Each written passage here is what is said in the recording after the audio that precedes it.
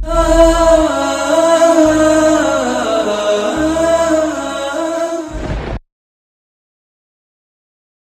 الحمد لله نحمده ونستعينه ونستغفره ونؤمن به ونتوكل عليه ونعوذ بالله من شرور أنفسنا ومن سيئات أعمالنا من يهده الله فلا مضل له ومن يضلل فلا هادي له وأشهد أن لا إله إلا الله وحده لا شريك له وأشهد أن محمدا عبده ورسوله أما بعد فإن خير الحديث كتاب الله وخير الهدي هدي محمد صلى الله عليه وسلم وشر الأمور محدثاتها وكل محدثة بدعة وكل بدعة ضلالة وفي رواية وكل ضلالة في النار فأعوذ بالله من الشيطان الرجيم بسم الله الرحمن الرحيم قل أعوذ برب الفلق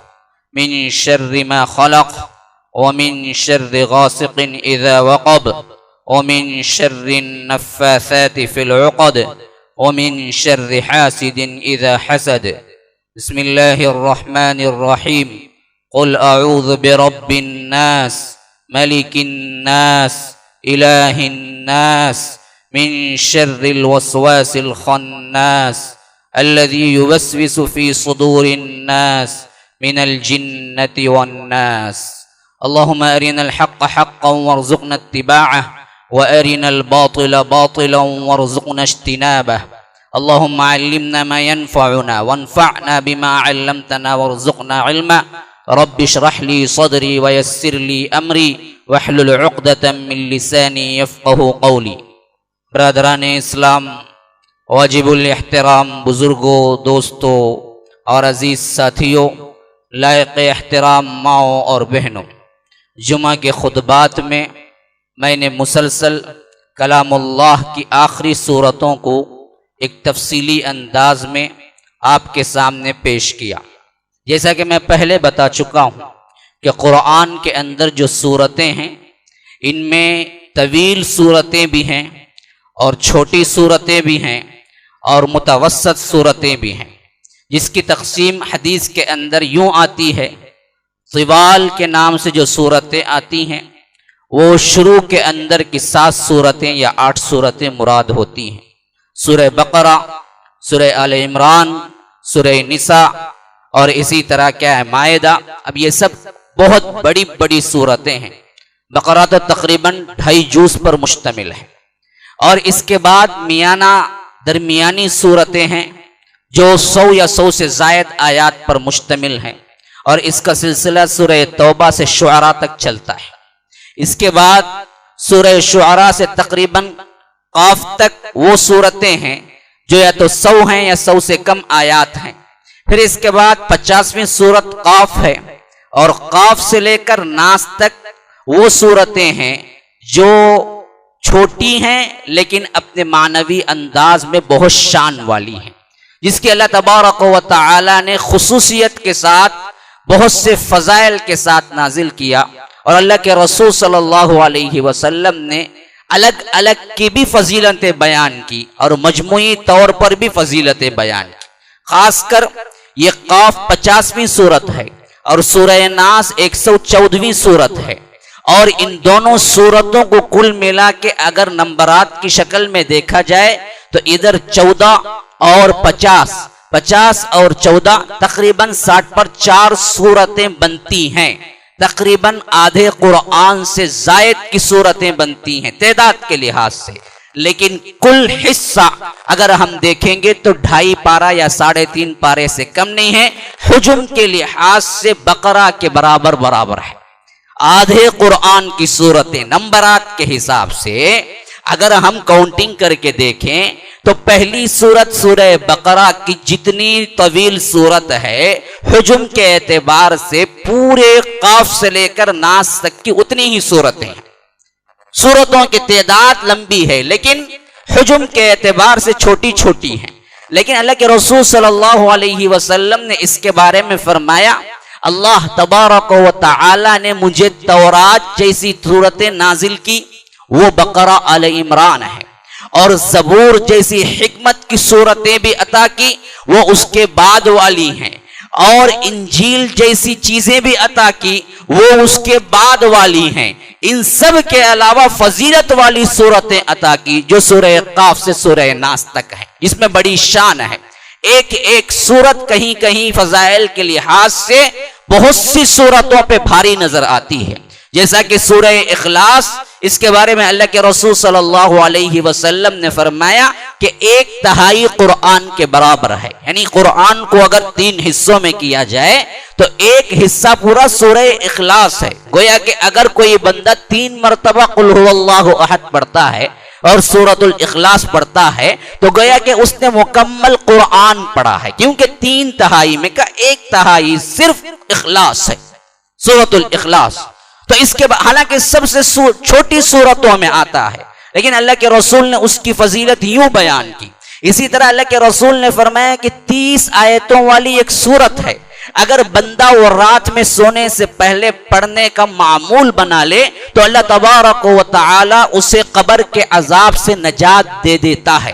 عذاب قبر سے نجات دینے کی اتنی اہمیت والی صورت بقرہ آل عمران نساء نہیں ہے، بلکہ صرف 30 آیتوں والی سورۃ الملک ہے جو سورہ قاف کے اندر کے زمرے میں آتی ہے۔ تو سورہ قاف سے سورہ ناس تک حجم کے اعتبار سے کم، تعداد کے اعتبار سے تقریباً 60 پر 4 صورتیں، آدھے قرآن سے زیادہ کی صورتیں، لیکن شان کے اعتبار سے بہت فضیلت رکھنے والی صورتیں۔ اور اسی حساب سے میں نے بھی تفسیر کا جمعہ کے اندر جو پروگرام آپ لوگوں کو بتایا تھا وہ قاف سے لے کے ہم پڑھیں گے۔ اللہ تبارک و تعالی نے بہت ہی کرم کیا، فضل کیا کہ ہم نے اس حیثیت سے پورا ایک جز مکمل کیا، اور اس حیثیت سے اس کے اندر تقریباً 8-10 صورتیں ہم نے کور کی۔ لیکن اس کے بعد میں مجادلہ کو جانے کے بجائے، 28واں پارہ شروع کرنے کے بجائے، میں نے مناسب یہی سمجھا کہ آپ لوگوں کے لیے بہترین اور مفید چیز وہ ہوگی جو آپ اپنے روٹین میں پڑھتے ہیں۔ چھوٹی صورتیں نمازوں میں پڑھتے ہیں اور لوگوں کو پتہ بھی نہیں چلتا کہ کیا پڑھتے ہیں۔ پہلے تو بہت کم لوگوں کو چھوٹی صورتیں بھی یاد ہیں، ورنہ اللہ تبارک و تعالیٰ کا بڑا فضل ہے کہ ہم تو سورہ اخلاص کے علاوہ کچھ نہیں جانتے۔ فاتحہ کھانے کے لیے ہاں سورۃ الفاتحہ بھی جانتے ہیں شاید، لیکن اخلاص تو ہم جانتے ہیں کہ ہر 4 رکعت میں بھی اس کو دہرا دیں تو دہرانے والے بہت سے ہیں جو نماز کے 4 رکعت میں بھی اخلاص ہی کو دہرا دیتے ہیں، جمعہ میں بھی اخلاص ہی کو دہرا دیتے ہیں، عیدین میں بھی اخلاص ہی کو دہرا دیتے ہیں، اور وہ بھی اگر کوئی عربی اعتبار سے اور اس کے شروط و ضوابط کے اعتبار سے سنے تو وہ پوری مکمل اردو معلّہ ہوتی ہے، عربی کا کوئی لفظ نہیں ہوتا اس میں۔ تو اس حیثیت سے ہم پڑھتے ہیں، ہماری تلاوت یوں ہے کہ عربی کو ہم نے اردو بنا کے رکھا ہوا ہے، اور اردو میں پڑھتے ہیں وہ بھی ایک سورۃ الاخلاص یاد ہوتی ہے، اللہ اللہ خیر صلی اللہ، اسی پہ بڑے مطمئن ہوتے ہیں، اللہ کے فضل و کرم سے 50-60 سال بھی گزار دیتے ہیں، اور کیا معلوم ہے تو اللہ کے فضل سے مجھے اخلاص معلوم ہے، اسی پہ زندگی کٹ جاتی ہے۔ تو یاد رکھ لیجئے یہ جو صورتیں جو ہم پڑھتے ہیں، خواہ وہ کم ہی کیوں نہ ہو اور آخری کی کیوں نہ ہو، نماز میں جب دہراتے ہوئے اگر اس کے معنی بھی آپ کے ذہنوں پہ آئیں اور دل کے اندر اس کا اثر کرے تو شاید ہماری زندگیوں کے نماز کی یہ حالتیں نہ ہوں گی جو آج ہماری ہیں۔ رکعت باندھتے ہیں تو جتنی بھولی ہوئی چیزیں سب یاد آ جاتی ہیں، بھول گئے ہیں تو نماز کے لیے کھڑے ہو جاؤ، شیطان آپ کو فوراً یاد دلا دے گا کہ آپ نے کہاں رکھا ہے، کیا رکھا ہے، اور بہت سال پہلے کی بھولی ہوئی چیزیں بھی یاد آ جاتی ہیں۔ کسی کو نماز میں ہاتھ باندھتے ہی فلم میں جو کچھ دیکھا ہے وہ ہو بہو نظر آ جاتا ہے کہ کیا کیا دیکھا ہے، کون اس میں ہیرو تھا، کون اس میں ویلن تھا، فلاں تھا، بلا تھا، یہ سب کا سب اس کو یاد آنا شروع ہو جاتا ہے۔ ماشاءاللہ بڑے ذہین ہیں اس معاملے میں، لیکن غبی تو ہم صرف قرآن کے معاملے میں ہیں۔ مولوی صاحب یاد ایک آیت نہیں ہوتی، 10 منٹ نہیں 1 گھنٹہ بھی دے دو، ہمارے ذہنوں میں پیوست ہی نہیں ہوتا۔ جہاں غلاظت بھری ہوئی ہے وہاں پاک چیز جائے گی تو کہاں جائے گی؟ جہاں پہلے سے بھرا ہوا ہے اور آپ اس کے اوپر پانی ڈالیں تو پانی باہر جھلکے گا یا اندر جائے گا؟ ہمارے دل تو غلاظت سے بھرے ہوئے ہیں، برتن کے مانند ہے دل بھی، حضرت علی کے قول کے مطابق برتن ہیں یہ، اس میں پہلے سے ہی دنیا بھری ہوئی ہے، پہلے سے ہی غلاظت بھری ہوئی ہے۔ اب کلام اللہ کا صاف شفاف پانی آپ اندر ڈالیں گے تو یا ابلے گا یا اندر جائے گا، وہ تو گر جائے گا، یہی حالت ہے ہماری۔ تو میں نے یہ مناسب سمجھا کہ آخری سورتوں کا انشاءاللہ بالترتیب الٹے انداز میں ناس، پھر اس کے بعد فلق، پھر اس کے بعد اخلاص، پھر اس کے بعد کیا ہے تبت یدا، پھر اس کے بعد اذا جاء، اس طرح کیا ہے اوپری انداز میں ہم مختصراً اس کی تشریح و تفسیر سن لیں گے تو شاید کوئی ایک بندہ بھی نماز پڑھتے ہوئے توجہ کر لے تو میری یہ کاوش میں سمجھوں گا کہ اللہ تبارک و تعالی کے دربار میں قبول ہو گئی، یہی میرا مدعا ہے۔ اس کی وجہ سے میں نے آج 2 سورتوں کی تلاوت کی ہے۔ یہ دونوں سورتوں کو اس وجہ سے میں نے ملا کے تلاوت کی ہے کہ حدیث میں ان دونوں سورتوں کو ایک نام دیا گیا ہے، گویا کہ بسم اللہ کی فصل سورت کے اعتبار سے تو الگ کرتی ہے لیکن مضمون کے اعتبار سے یہ دونوں سورتوں کا مضمون ایک ہے، اس کی وجہ سے نام بھی ایک پڑا ہے۔ بیانی اس کی مثال یوں ہی سمجھنا چاہیے جس طرح سورہ بقرہ اور آل عمران ہے۔ سورہ بقرہ اور آل عمران تو الگ الگ سورتیں ہونے کے باوجود، بسم اللہ کے بیچ میں فصل آنے کے باوجود، اللہ کے رسول نے دونوں سورتوں کو ملا کے ایک نام دیا ہے، الزہراوین، تابناک کلیاں، تابناک پھول، چمکتے پھول، ان دونوں کو دیا ہے۔ کیوں؟ مضمون کے اعتبار سے لگ بھگ دونوں ایک ہیں لیکن الگ الگ ہیں، مضمون دونوں کا اندر مشترکہ ہے۔ بعینی ہی اسی طرح سورہ فلق اور سورہ ناس مضمون کے اعتبار سے ایک ہے لیکن سورتوں کے اعتبار سے بسم اللہ کی فصل لانے سے 2 الگ سورتیں ہیں۔ اللہ کے رسول صلی اللہ علیہ وسلم نے اس کا نام دیا معوذتین، جس کے ذریعے پناہ مانگی جائے۔ یہ وہی لفظ ہے جو ہم سب کو شروع میں پڑھایا جاتا ہے۔ عاذ یعوذ کا مطلب ہے پناہ میں آنا، پناہ مانگنا۔ اعوذ اسی سے ہے جو ہم سب سے پہلے بسم اللہ سے بھی پہلے پڑھتے ہیں، حالانکہ بسم اللہ اللہ کا نام ہے لیکن بسم اللہ سے پہلے پڑھنے کا حکم قرآن میں خود موجود ہے کہ جب قرآن کی تلاوت کرو فَإِذَا قَرَأْتَ الْقُرْآنَ فَاسْتَعِذْ بِاللَّهِ مِنَ الشَّيْطَانِ الرَّجِيمِ، اعوذ باللہ پہلے پڑھو۔ تو معلوم ہوا بسم اللہ سے بھی پہلے اعوذ باللہ پڑھتے ہیں۔ کیوں پڑھتے ہیں؟ اصل میں اس وجہ سے کہ بسم اللہ پڑھنے کی جو توفیق تمہیں ملی ہے یہ اللہ تبارک و تعالی کی مکمل اسی وقت ہو سکتی ہے جب تم اعوذ باللہ پڑھ کے شیطان سے پناہ مانگ کے اللہ کی پناہ میں آ جاؤ۔ اللہ کی پناہ میں آ گئے تو پھر بسم اللہ سے تمہارے قرآن کی ابتدا ہوگی۔ جہاں اللہ کی پناہ میں آئے نہیں، شیطان کی وہی غلاظت، وہی وساوس، وہی کچھ دل کے اندر ہے اور تم بسم اللہ پڑھ کے پڑھنا شروع کر دو تو پھر قرآن پڑھنے تمہیں شیطان نہیں دے گا۔ تو اللہ نے حکم دیا کہ قرآن پڑھنے سے پہلے شیطان سے پناہ مانگ لیا کرو۔ فَإِذَا قَرَأْتَ الْقُرْآنَ فَاسْتَعِذْ بِاللَّهِ مِنَ الشَّيْطَانِ الرَّجِيمِ۔ اسی حکم کے تحت علماء کرام لکھتے ہیں کہ بسم اللہ سنت ہے تو اعوذ باللہ واجب ہے قرات پڑھنے والے کے لیے۔ کیوں؟ اعوذ باللہ کا حکم ہے کہ فاستعذ باللہ من الشیطان الرجیم، کہ اللہ تبارک و تعالی کے پناہ میں آؤ شیطان سے پناہ مانگتے ہوئے۔ تو اس حیثیت سے اعوذ باللہ جو سب سے پہلا لفظ کوئی بندہ سیکھتا ہے، مکتب کے لحاظ سے ہو یا اپنی عمر کے ابتدائی لحاظ سے ہو، لیکن بہت سے لوگ اس کو بھی صحیح نہیں پڑھتے۔ کوئی اعوذ باللہ پڑھتا ہے، کوئی کیا ہے عین کا آواز بھی نہیں، یہ سب کیا ہے مخارج الحروف اور اس کے قواعد ہیں، اس پہ بحث نہیں کرتا۔ لیکن یاد رکھیے جب تک ہم لہجہ عربی بنا کے نہیں پڑھیں گے اللہ تبارک و تعالی کے ہاں اس کا ثواب وہ نہیں ملے گا جو قرآن پڑھنے کا ہے۔ کیونکہ اللہ کے رسول صلی اللہ علیہ وسلم نے ہمیں جو سکھلایا ہے یہی بتایا ہے کہ جبرائیل نے مجھ پر جیسے نازل کیا ہے ویسے قرآن تم بھی سیکھو، اگر ویسے ہی سیکھنا ہو تو عبداللہ بن مسعود کو دیکھ لو، ان سے سیکھ لو، یہ ویسے ہی پڑھتے ہیں جیسے جبرائیل نے مجھ پہ نازل کیا ہے۔ تو گویا کہ ریٹرن اصول لکھ کے اللہ کے رسول نے نہیں سکھلایا، قراءت سنا کے سکھلایا کہ ان کی قراءت تم سنو پھر سیکھو۔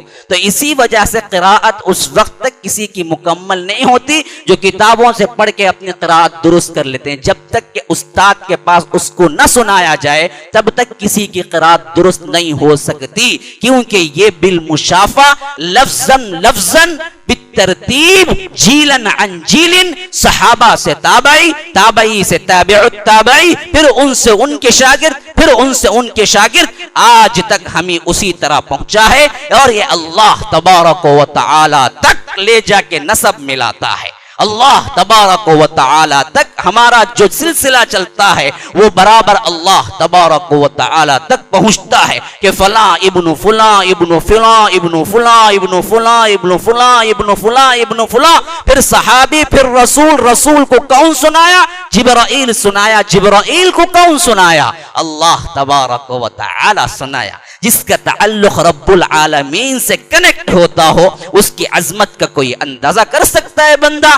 ہم بدبخت ترین ہیں کہ قرآن کے نہ الفاظ سے جانتے ہیں، نہ مفہوم سے جانتے ہیں، نہ ترجمے سے جانتے ہیں، پھر بھی ہمارے لیے فخر ہے کہ ہم مسلمان ہیں۔ کس بات پہ فخر ہے؟ جوہری اپنی جوہرات کو کھو دے، جوہری اپنے ہیروں کو کھو دے تو پھر ہیرو والا کہنے کی کیا ضرورت ہے؟ سونا سونے والا کھو دے پھر میرے پاس گولڈ ہے کہنے کی اس کو کیا ضرورت ہے؟ چاندی والا چاندی نہ رکھے پھر کہے کہ میرے پاس چاندی ہے تو وہ کیوں کہے؟ بعینہ ہی اسی طرح اللہ کا کلام جوہر سے بڑھ کر ہے، اللہ کا کلام سونے سے بڑھ کر ہے، اللہ کا کلام چاندی سے بڑھ کر ہے، اللہ کا کلام ہیروں سے بڑھ کر ہے، اللہ کا کلام زمرد یاقوت سے بڑھ کر ہے، اللہ کا کلام تمام جواہرات سے بڑھ کر ہے، لیکن ہم نے اس کو کھو دیا، نہ پڑھتے ہیں، نہ سمجھتے ہیں، نہ تلاوت ہے، نہ ترجمہ ہے، نہ عمل ہے، نہ کوششیں ہیں، نہ ذوق ہے، نہ فطرت اس کی طرف بھاگتی ہے،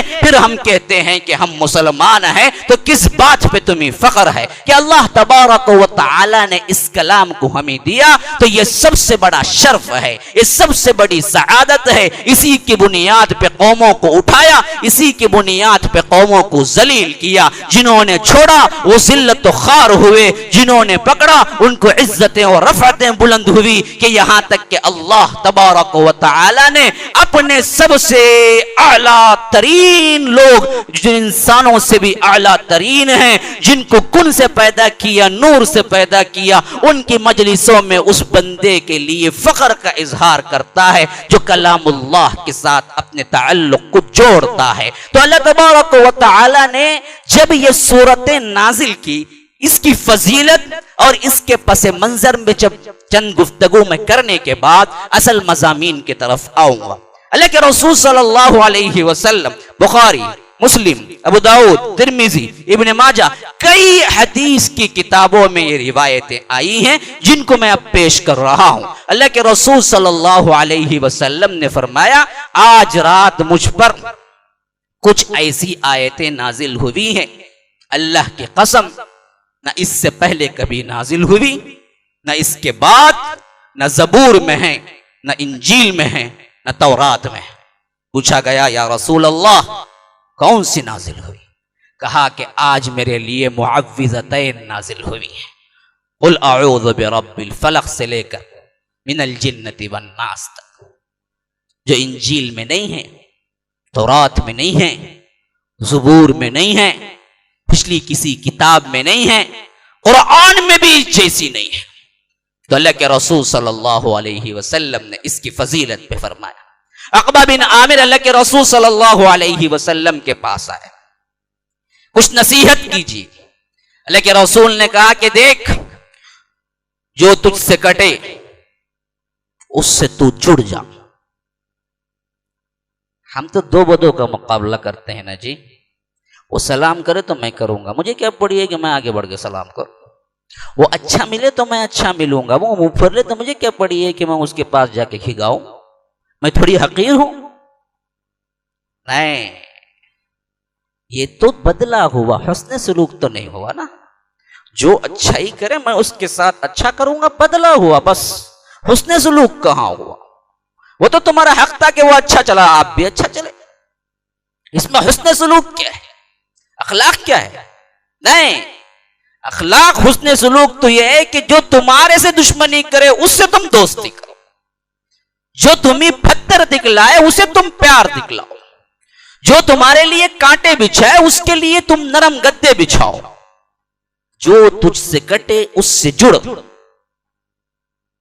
اور تو جس پر ظلم کرے اس کے لیے دعا کر۔ یہ اخلاق کا اعلیٰ ترین نمونہ ہے۔ عقبہ بن عامر کہتے ہیں کہ پھر میں ایک مرتبہ گیا، اللہ کے رسول سے پوچھا، اللہ کے رسول کچھ نصیحت کیجئے، تو اللہ کے رسول صلی اللہ علیہ وسلم نے ایسی ہی اخلاقی باتیں پھر نصیحت کر کے چلائی۔ پھر ایک مرتبہ میں گیا اور اللہ کے رسول سے پوچھا کہ اللہ کے رسول کچھ نصیحت کیجئے، تو اللہ کے رسول نے کہا کہ عقبہ، میرے پاس ایسی دو صورتیں ہیں جن کو پڑھنے والا ہر دنیاوی مشکل اور اللہ تبارک و تعالی کے قرب اور حشر کے میدان کی تمام بلائیں اس سے محفوظ ہوتا ہے۔ تو بتائیے اے رسول اللہ، تو اللہ کے رسول نے کہا کہ دیکھ، جب بستر پہ آئے تو قل اعوذ برب الفلق، قل اعوذ برب الناس، ایک روایت میں ہے کہ قل هو اللہ احد، ان کو 3 مرتبہ پڑھے اور ہاتھ یوں جوڑے، پھونک مارے ہاتھ کو، اور تمام بدن پہ جہاں تک ہو سکتا ہے ان ہاتھوں کو مل لے، پیچھے آگے اوپر نیچے، پھر اس کے بعد سو جائے۔ اللہ تبارک و تعالی ایک فرشتہ نگرانی کے لیے مقرر کرتا ہے اور کوئی بلا تمہیں چھو نہیں سکتی۔ یہ ہر دن اگر تو ریپیٹ کر لیا کرے تو تمام مصائب و آلام سے محفوظ ہو جائے گا۔ آج بندے کتنا پیسہ خرچہ کرتے ہیں میڈیکل لائن پہ، اپنی صحت کے لیے، اپنے عیش و آرام کے لیے، اپنے مستقبل کو محفوظ کرنے کے لیے، لائف انشورنس، فلاں انشورنس، یہ انشورنس، وہ انشورنس، دھڑکا لگا ہوا ہے بندے کو کب کیا نہ ہو جائے۔ لیکن اللہ کے رسول نے جو جائز اور پناہ کی مکمل طور پر حفاظت کی جو چیزیں بتلائی ہیں اس پہ تو کوئی یقین نہیں۔ بدبخت جو سود خور اسکیم بتلاتا ہے اس پہ پورا یقین ہے، حالانکہ وہ تو 100% درست نہیں ہوتا، یہ بھی وہ خود مانتا ہے، پھر بھی اسی پہ یقین رکھتا ہے، ان چیزوں پہ یقین نہیں رکھتا، حالانکہ ان چیزوں کے اندر اللہ تبارک و تعالی نے اتنا پاور دیا ہے، اتنا پاور دیا ہے۔ الفاظ سے اللہ کی قسم کھا کے کہتا ہوں، اللہ کی قسم کھا کے کہتا ہوں، اللہ کی قسم کھا کے کہتا ہوں، اس کی عظمت و حرمت زبان سے بیان نہیں ہو سکتی، اتنی تقدیس دی ہے۔ جب تک کہ عامل خود عمل کرنے نہ لگے اس کے پھل اس کے اوپر روشن نہیں ہوں گے، اس کے نتیجے کھل کے سامنے نہیں آئیں گے۔ جیسا کہ امام ابن القیم رحمہ اللہ کہتے ہیں، میں نے بہت پڑھا فاتحہ کی صورتوں میں، فاتحہ کے عظمتوں کے، فاتحہ کے مقدس ہونے کے، لیکن اس کا بالمشافہ میں نے جو کچھ مطالعہ کیا بعد میں، وہ جتنا پڑھا ان سب سے زیادہ حیران کن تھا۔ ایک فاتحہ کے ذریعے دنیا و آخرت کے ہر نعمت لے سکتے ہیں۔ اللہ نے سورۃ الفاتحہ کے اندر اتنا پاور دیا ہے، اتنا پاور دیا ہے کہ ہر چیز سے پناہ الحمدللہ رب العالمین سے ہو سکتی ہے اگر یقین ہو۔ اس فاتحہ کو ہم نے بریانی کا ذریعہ بنا لیا، ہم نے 11.25 روپے کا ذریعہ بنا لیا۔ فاتحہ جس کو پڑھنی نہیں معلوم، جو گنجڑ قسم کا ہوتا ہے، جو نہاتا نہیں ہے، اس کو بلا کے پڑھوا کے ہم سمجھتے ہیں کہ فاتحہ کا حق ادا کر دیا۔ ارے ہمارے عقلوں پہ ستیہ ناز ہو کہ ہم نے جو سمجھنا ہے اسی سمجھ سے ہم دور ہو گئے کہ اللہ رب العالمین نے سورہ فاتحہ کو اتنا ممتاز کیا۔ ابن القیم کہتے ہیں رحمہ اللہ، مکے کے زمانے کے اندر کبھی ایسے ایسے ایسے بیماریاں مجھے آ لی اور مجھے ایسے ایسے پریشانیاں گھیر لیے اور مجھے ایسے ایسے تکالیف میں مبتلا ہونا پڑا کہ میں سوچ بھی نہیں سکتا تھا، کئی دن کا فاقہ تھا۔ ایسے حالات میں سوائے یہ فاتحہ تھا جس کے ذریعے میں نے تمام بلاؤں سے نجات پائی۔ ابو سعید خدری بخاری و مسلم کی روایت کے اندر موجود ہے کہ وہ ایک سفر میں تھے اور وہاں کے بستی کے بادشاہ کے بیٹے کو ایک زہریلے جانور نے کاٹ لیا تھا۔ اس نے آگے پوچھا کوئی ہے تم میں دم کرنے والا؟ آج تو دم کے نام کو بالکل غلیظ بنا کے رکھ دیا گیا ہے۔ میں غلیظ عربی کا لفظ نہیں کہہ رہا ہوں، غلیظ عربی میں سخت کو کہتے ہیں، غلیظ اردو کے لحاظ سے کہہ رہا ہوں جو ہم غلیظ خراب کو کہتے ہیں۔ حالانکہ دم بری چیز نہیں ہے۔ بعض ان پڑھ جاہل اس علوم سے ناواقف علماء، بعض ایسے جنہوں نے اپنی چاندی اسم سمجھی کہ ہم کیا اس کا انکار کریں، انہوں نے کر دیا ہے، ورنہ دم تو خود اللہ کے رسول صلی اللہ علیہ وسلم کیا کرتے تھے۔ حدیث کے الفاظ ہے، حضرت اما عائشہ اللہ کے رسول صلی اللہ علیہ وسلم پہ کیا کرتے تھے۔ بخاری و مسلم کے الفاظ ہے، دم جائز ہے اور یہ حقیقت ہے کہ اس کے ذریعے اللہ تبارک و تعالی شفا دیتا ہے۔ میں ایک بات آپ سے پوچھتا ہوں، جو بھی انکار کرتے ہیں، جو بھی اپنا ذہن لڑاتے ہیں، ان سے پوچھتا ہوں، اگر کوئی بندہ سامنے کھڑا ہو اور آپ اس پہ گالیوں کی بوچھاڑ کریں تو اس کا ری ایکشن کیا ہوگا؟ ہنسے گا؟ گلے لپٹے گا؟ ایک بردبار حلیم سنجیدہ انسان کھڑا ہوا ہے، آپ جائیں دھنا دھن گالیوں کی بوچھاڑ شروع کر دے، تو فلاں تو فلاں تو فلاں تو فلاں، اب وہ بندہ خاموش کھڑا ہوگا؟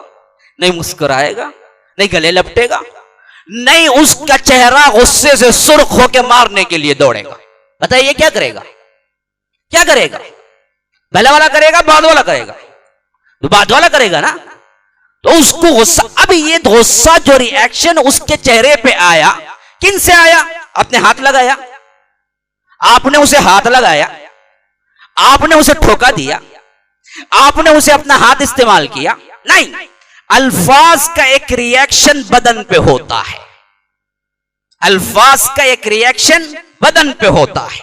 آپ نے اسے ٹچ بھی نہیں کیا، اسے گالیاں سنائی تو گالیوں کے الفاظ کا ری ایکشن اس کے چہرے پہ نمودار ہوا تو وہ مارنے دوڑنے کو آگے آتا ہے۔ جب آپ کی گالیوں کے اندر ایک تاثیر ہے تو اللہ کے کلام پر جسم کی تاثیر نہیں ہے، یہ کیا بدبختی ہے تمہاری؟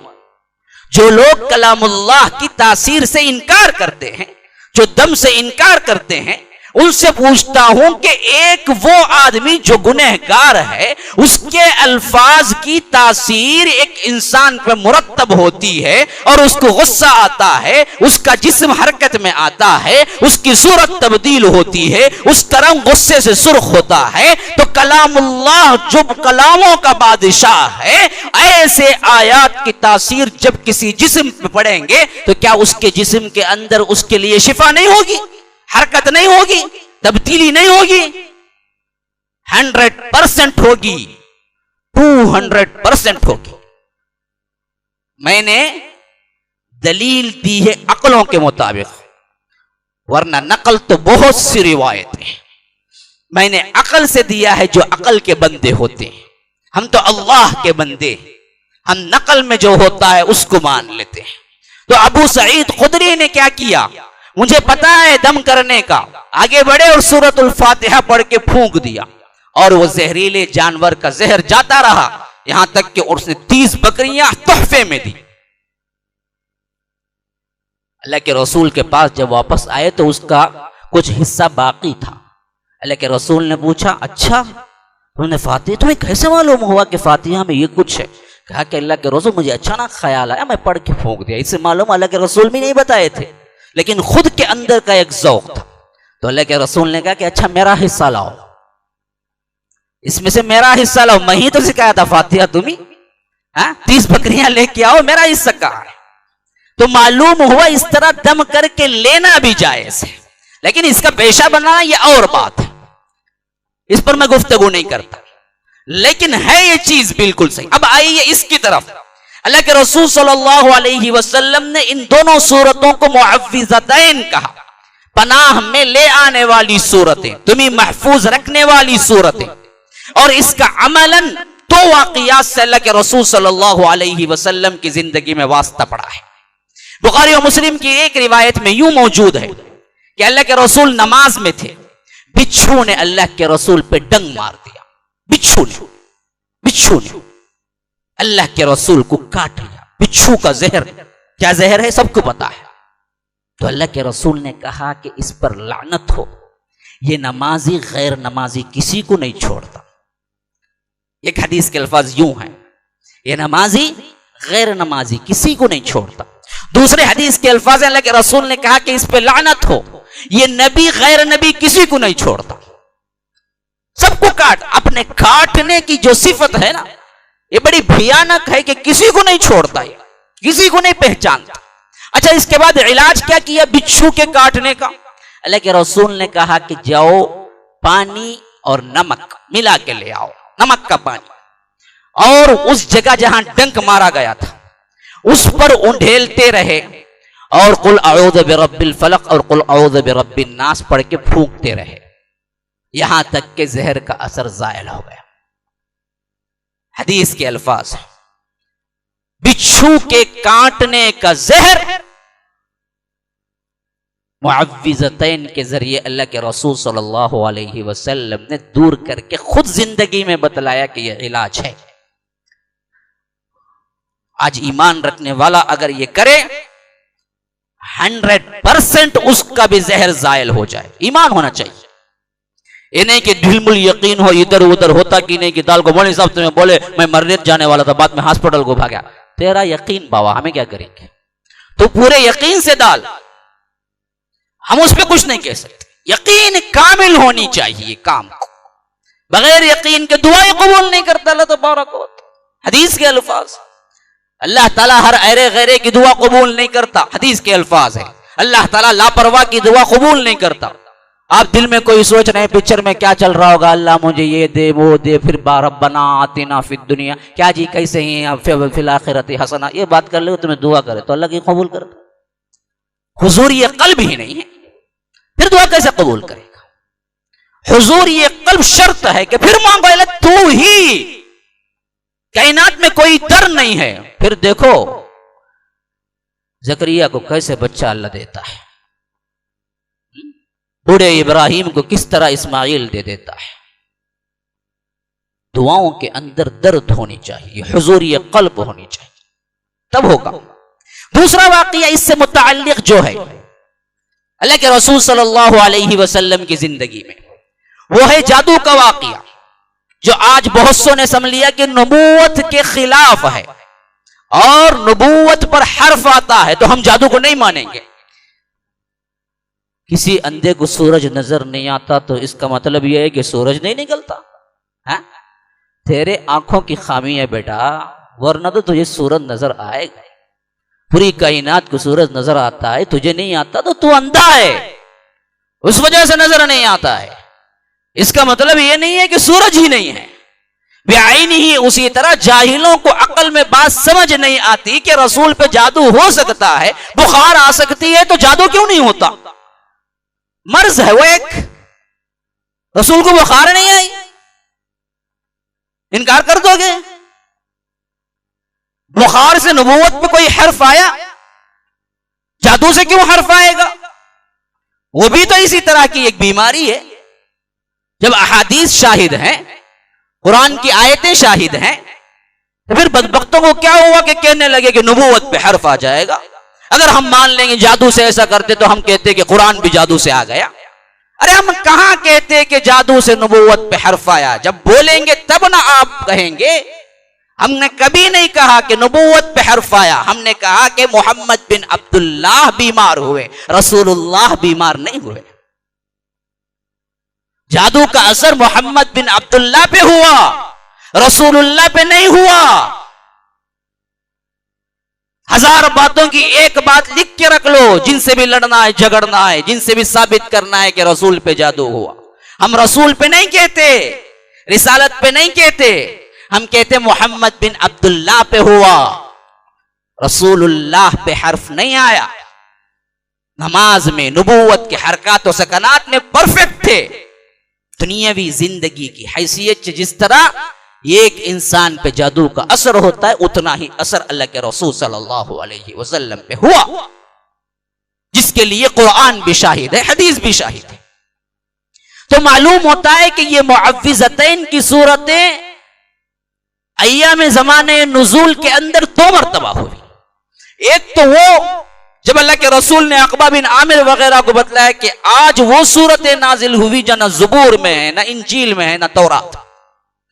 دوسری مرتبہ اہمیت کے لحاظ سے آخری زمانے میں پھر ایک مرتبہ نازل ہوئی خواب کے ذریعے، جب اللہ کے رسول صلی اللہ علیہ وسلم پہ جادو ہوا تھا۔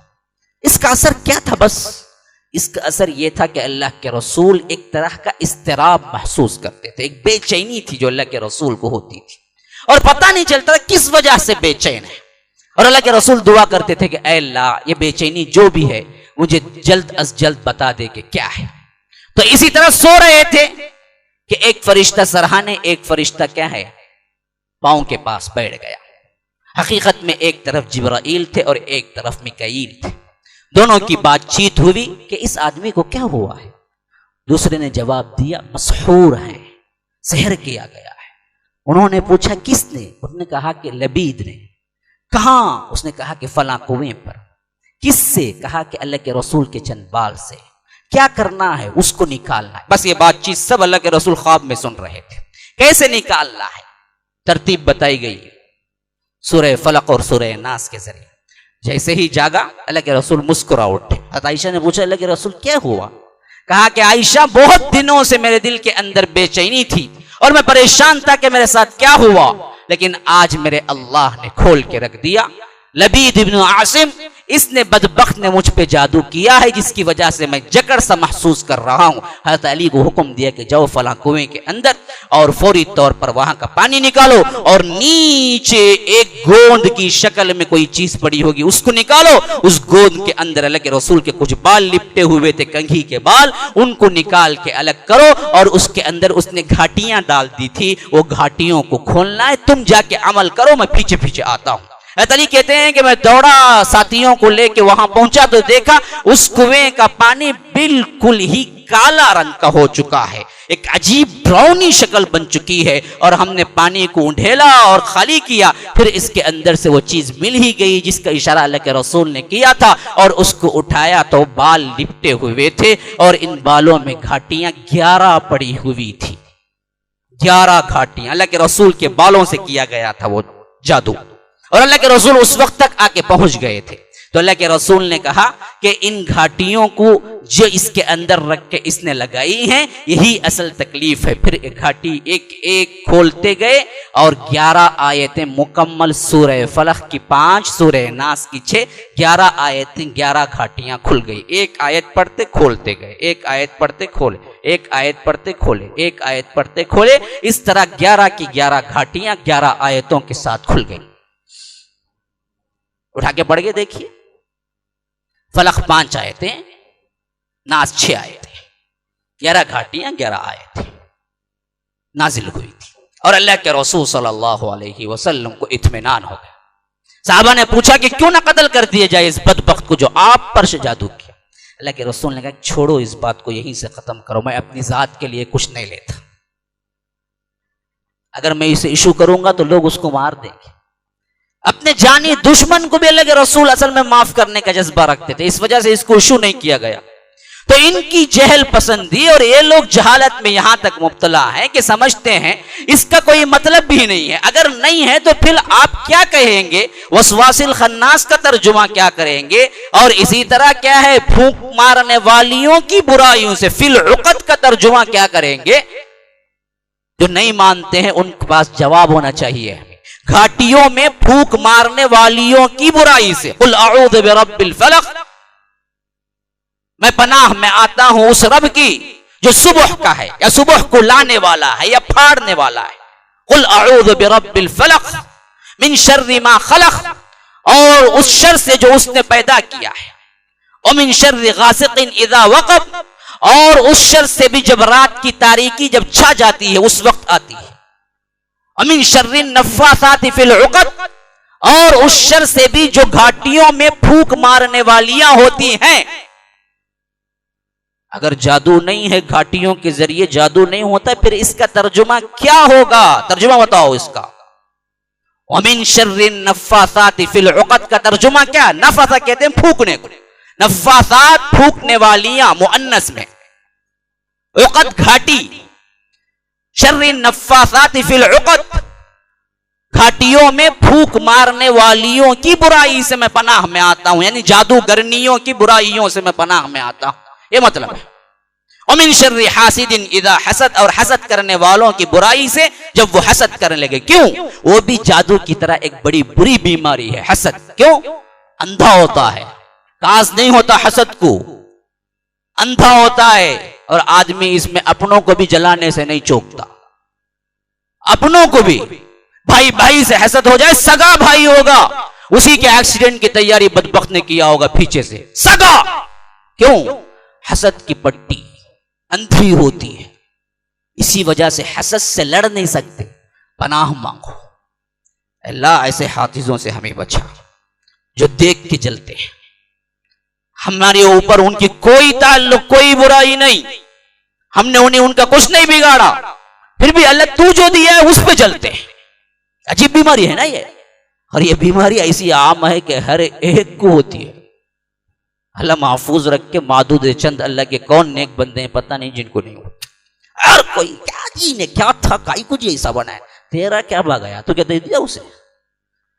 انہیں بنا، اللہ کو معلوم تھا کسے کیا دینا دیا، اللہ کے دینے پہ تمہیں اعتراض ہے، خود تو کچھ نہیں دیا، تو اللہ کی تقسیم بندی پہ تمہیں زیادہ تر خود اللہ کے رسول پر ایمان لانا لے کی وجہ یہودیوں کی کیا تھی؟ حسد۔ ارے یہ آ جائے گا بنی اسماعیل میں سے، جبکہ ہم بنی اسرائیل میں سے آ رہے تھے اب تک، کیوں مانے؟ نہیں مانیں گے ہم۔ حسد حسدا من عند انفسهم من بعد ما تبین لهم الحق۔